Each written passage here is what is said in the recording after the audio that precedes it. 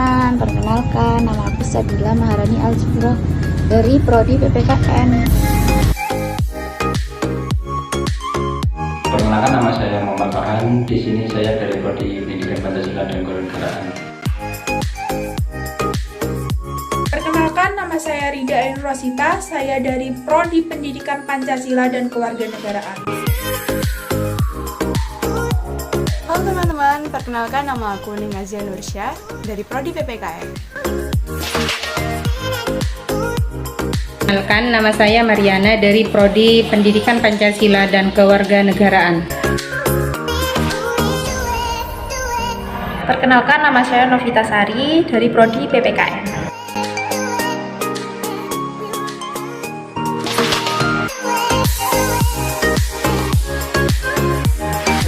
Jadi kami akan mewawancarai terkait dengan pemahaman politik pada pemilu tahun 2024. Pemilu pemula maksudnya. Di sini udah ada kakak dari SMA MA Muda Bagian. Silakan perkenalkan.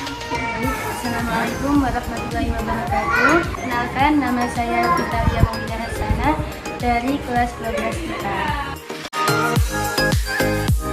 Assalamualaikum warahmatullahi wabarakatuh. Perkenalkan, nama saya Wahyu Yuha, kelas 12 IPA, alamat Baden. Kita sudah menyediakan pertanyaan terkait untuk politik pemilihan umum pemula. Di sini sudah ada beberapa pertanyaan ya. Ini kita akan memberikan kepada kakaknya untuk menjawab misi.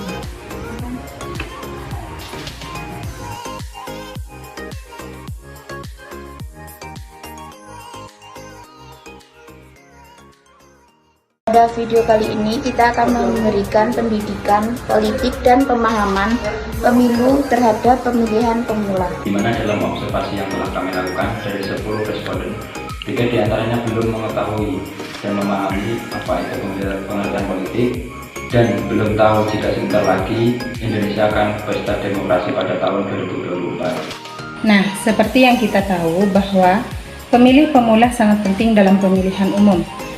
Maka dari itu, perlu adanya pendidikan politik guna untuk menyadarkan mereka hak dan kewajiban mereka sebagai pemilih pemula, serta bagaimana cara memilih yang cerdas dalam pemilihan umum serentak 2024. Dan guna berpartisipasi dalam mewujudkan remaja yang sadar politik, kami dari mahasiswa Program Studi Pendidikan Kewarganegaraan, Fakultas Keguruan dan Ilmu Pendidikan, Universitas PGRI Banyuwangi memberikan pendidikan politik dan pemilu pada salah satu sekolah yakni MA Nurul Huda, Badean. Sebelumnya sudah ada yang kenal dengan kami. Dari sini kami akan memperkenalkan kami dari mahasiswi Universitas PGRI Banyuwangi, jurusan Pendidikan Pancasila dan Kewarganegaraan. Nah, sebelumnya saya akan memperkenalkan diri saya. Nama saya Mariana dan teman saya Mbak Rida, dan ini Mbak Nika Tika. Kemudian yaitu Mbak Rina, dan yang sebelah sini Mbak Nika. Mungkin sama Mas yang di belakang ini sudah kenal semua ya. Dia itu juga ini di sini ya. Nah, maksud dan tujuan kedatangan kami, adik-adik Pak sudah tahu. Sosialisasi terkait pendidikan politik bagi pemilih. Ya. Karena habis ini kita akan melakukan pesta demokrasi pada tahun 2020. Nah, bagaimana cara kita itu agar menjadi pemilih yang ya. Baik, biar tidak terlalu panjang, langsung saja kami di sini akan memberikan pendidikan politik tentang pemilih pemula. Yang akan dijelaskan oleh Mbak atau Kakak Nina Ziza. Baik, terima kasih. Selamat pagi teman-teman. Oke, teman-teman, di sini kami dari Program Studi Pendidikan Pancasila dan Kewarganegaraan. Kami akan menjelaskan dan memberikan pendidikan tentang pemilih pemula. Karena seperti yang sudah dikatakan Kak Mariana tadi, bahwasanya pada tahun 2024 nanti kita akan menghadapi pesta demokrasi pemilihan umum pemimpin negara. Oke, langsung saja di slide selanjutnya. Jadi ini materi-materi yang akan kita pelajari sedikit saja, dasarnya saja, asalkan teman-teman bisa paham, asalkan teman-teman bisa tahu. Nanti kita akan membahas tentang apa sih politik itu, pemilu, syarat pemilih, hak dan kewajiban sebagai kita ini pada negara, budaya politik di Indonesia, dan bagaimana cara kita menjadi pemilih yang cerdas. Sebelum lanjut, saya ingin tanya, ada yang tahu apa itu politik? Coba katakan. Ya, politik. Kalau mendengar kata politik, apa yang ada di benak kakak sekalian? Apa? Korupsi. Politik korupsi. Dari kata perempuannya. Ada yang tahu apa itu politik? Atau gini guys, kata politik itu menurut kakak sekalian itu apa? Politik itu masalah yang bersangkutan dengan tatanan negara. Jadi politik itu betul yang dikatakan berhubungan dengan tata negaraan. Nah, jadi saya jadi di sini politik sendiri merupakan sarana yang paling elegan dalam meraih atau mendapatkan suatu kekuasaan, kebijakan-kebijakan yang ada dalam suatu negara yang merupakan produk politik yang digunakan oleh sekelompok orang. Lalu itu ada politik juga segala sesuatu, bagaimana cara pemerintah untuk mengatur rakyatnya, atau segala sesuatu yang berkaitan dengan bagaimana penguasa pemerintah tersebut mencapai tujuan yang telah ditetapkan. Nah, dari kedua penjelasan ini, itu artinya politik itu tidak hanya ada satu definisi saja, tapi banyak sekali pengertian-pengertian dari politik. Politik sendiri itu tidak hanya berkaitan dengan pemerintahan, tapi juga berkaitan dan ada di kehidupan kita sehari-hari. Kalau kita lihat dari definisinya, politik sendiri itu adalah cara, strategi. Jadi cara atau strategi untuk bisa mendapatkan tujuan kita itu namanya politik. Kalau di dunia PPKM seperti itu. Jadi misal gini, siapa yang susah sekali izin sama orang tuanya untuk keluar main?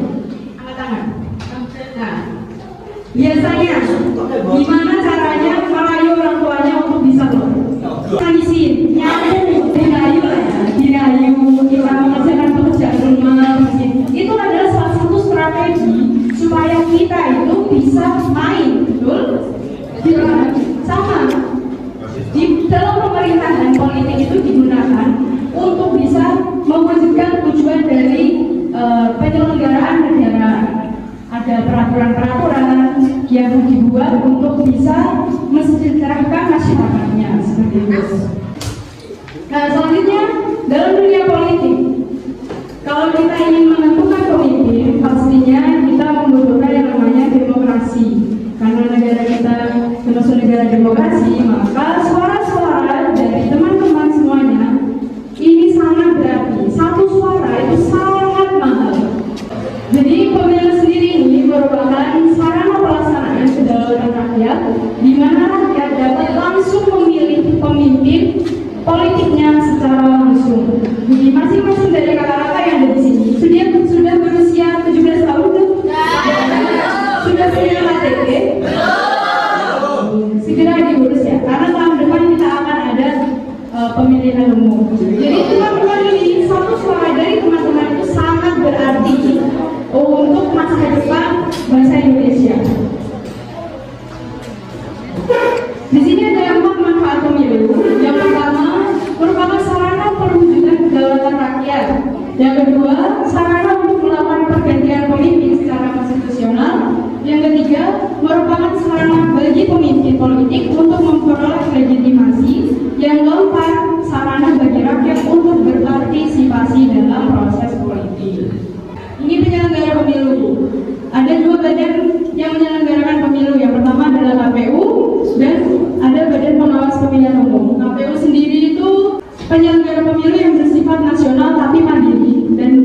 Bawaslu itu lembaga penyelenggara pemilu yang bertugas mengawasi penyelenggaraan di seluruh NKRI. Nah, ini siapa yang berhak menjadi pemilih? Ini persyaratan-persyaratan untuk bisa menjadi seorang pemilih nanti. Terdaftar sebagai pemilih karena nanti biasanya akan didata oleh RT/RW setempat, lalu WNI, warga negara Indonesia. Warga negara Indonesia semua kan ini ya?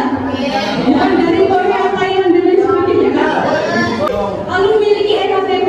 EKTP itu ya KTP itu. Jadi teman-teman silakan diurus di daerahnya masing-masing untuk bisa mendapatkan hak suara. Lalu sehat jasmani dan rohani. Kenapa harus sehat jasmani dan rohani? Kalau rohaninya tidak sehat kan kita nggak bisa berpikir secara sehat. Kalau jasmaninya tidak sehat, kita tidak bisa menjalankan aktivitas dan kita mungkin tidak bisa memilih ke tempat pemilihan umum yang sudah disediakan. Lalu haknya masih terdaftar. Nah, untuk hak yang masih terdaftar itu harus mengikuti keempat yang lainnya. Selanjutnya adalah hak warga negara. Ini adalah hak-hak yang bisa kita dapatkan sebagai warga negara Indonesia. Selanjutnya yaitu hak warga negara. Yang pertama yaitu hak untuk ikut berpartisipasi dalam pemilihan umum, dan yang kedua hak untuk ikut mengkritik dan membangun pemerintahan negara. Hak yang ketiga untuk bebas memilih partai politik, dan keempat hak untuk memilih atau dipilih dalam pemilihan umum. Jadi untuk hak untuk memilih kita dapat memilih calon dari partai apapun. Kalau yang dipilih itu kita dapat mencalonkan diri jadi wakil dari partai politik itu sendiri. Selanjutnya kewajiban warga negara. Yang pertama kewajiban untuk mentaati peraturan yang sudah ditetapkan pemerintah. Yang kedua kewajiban untuk menegakkan pendapat di partai. Yang ketiga kewajiban untuk mentaati segala hukum yang sudah berlaku. Yang keempat kewajiban untuk ikut serta dalam upaya bela negara. Yang kelima kewajiban untuk ikut serta dalam pemilihan umum. Yang keenam kewajiban untuk menjunjung tinggi hukum yang berlaku. Nah, budaya politik di Indonesia itu digolongkan menjadi 3 golongan, yaitu yang pertama parokial. Nah, parokial ditandai dengan tertahunya warga mengenai masalah politik. Yang kedua partisipan. Partisipan secara umum ditetapkan pada wilayah yang sepenuhnya menganut demokrasi. Sebab pada sistem ini dalam negara pemerintah serta masyarakat memiliki hak dan juga kebebasan setara. Yang ketiga subjek, warganya lebih tertarik terhadap hasil dari penyelenggaranya, sedangkan terkait proses keterlibatan dan partisipasi termasuk rendah. Baik, selanjutnya ini yang biasa terjadi di pilih yang termasuk dari salah satu almatis dan juga material. Coba dijelaskan. Baik, di sini ada golput. Golput itu istilah yang sering digunakan pada polisi untuk orang atau sekelompok yang menggunakan hak pilihnya dalam pemilihan umum. Yang kedua, politik uang. Politik uang atau money politis adalah suatu upaya mempengaruhi perilaku masyarakat atau memilih menggunakan imbalan materi balik milik pribadi maupun partai untuk mempengaruhi suara pemilihan atau protes. Dengan konsepsi bahwa materi tersebut dapat mengubah keputusan dan dijadikan sebagai wadah penggerak.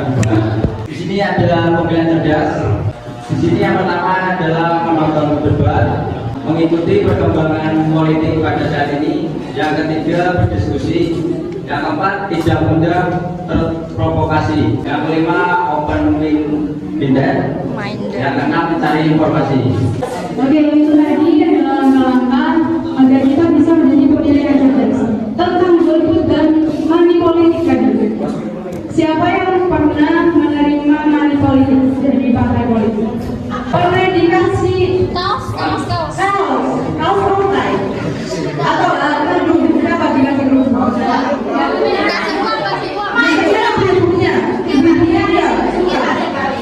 Ya itu namanya salah satu dari bentuk politik suara, dan itu akan memiliki dampak besar kawan-kawan. Misalnya, oke, katakan saja partai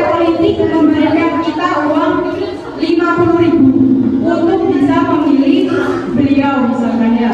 Saat menjabat, beliau itu menjabat selama 5 tahun dan kita hanya diberikan uang 50.000. Berarti logikanya adalah dalam 1 tahun beliau menjalani hidup kita itu hanya 10.000. Kalau memang mau menerima money politik, jalur sing akeh. Pinun jalin sekalian langsung sampai S2. Itu baru. Lah misal cuma 50.000, 5 tahun, setahun cuma 10.000. Tiba-tiba bakso siji wis entek. Gak mau sampai setahun, ya kan? Jadi suara kita itu sangat mahal. Jangan mau kalau cuma diberi 50.000 ya kan? Gak main gitu loh. Yang banyak gitu loh sisa.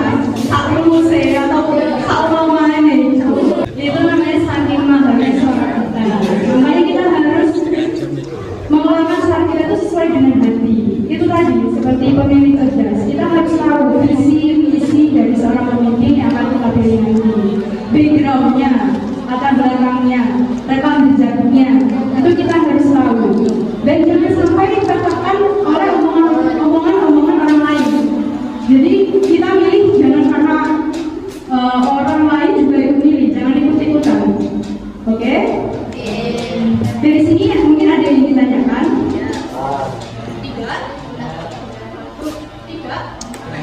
Nah, itu ada website PPKN teman-teman. Jadi kalau ingin menjadi guru dalam bidang PPKN, mungkin dari teman-teman ada yang ikut organisasi, yang biasa suka dengan rasa nasionalisme, bisa masuk ke prodi kita di PPKN Uniba. Dan di Banyuwangi itu hanya ada di Uniba untuk prodi PPKN. Dan tahun ini kita lulus akreditasi baik sekali, B+. Jadi itu cukup menunjang nanti untuk kelulusan. Gak cuma jadi guru teman-teman, kita nanti bisa juga jadi wirausaha atau mungkin yang menjadi politikus, itu bisa. Untuk penelitian PPKN itu juga bisa. Jadi itu worknya PPKN, kita juga punya 5 pro dan kebetulan ketua 5 pro-nya juga bersama kita hari ini. Ada Mas Farhan, alumni dari SMA menjadi ketua 5 pro. Baik, mungkin itu saja dari kami. Terima kasih atas partisipasinya, atas perhatiannya, atas waktunya. Semoga kita bisa bertemu kembali nanti dan siapa tahu kita juga bisa bertemu di Uniba. Terima kasih. Sekian dari kami. Assalamualaikum warahmatullahi wabarakatuh. Nah, gimana teman-teman udah simak videonya? Jadi, pemilih pemula memiliki peran yang sangat penting karena merupakan awal yang sangat rawan dalam penangkapan pemahaman. Pemahaman hak dan kewajiban dalam berbangsa dan bernegara dapat menjadi dasar remaja untuk memahami hak dan kewajibannya di bidang politik, khususnya dalam mempersiapkan diri untuk pemilihan pemimpin negara yang dilaksanakan pada tahun 2024 nanti. Pendidikan politik bisa didapatkan melalui pendidikan Pancasila dan kewarganegaraan, bisa juga didapatkan melalui lingkungan sekitar atau kegiatan kita sehari-hari. Jadi gimana? Sudah siap menjadi pemilih cerdas? Satu suara kita menentukan masa depan bangsa. Jadi, jangan golput ya.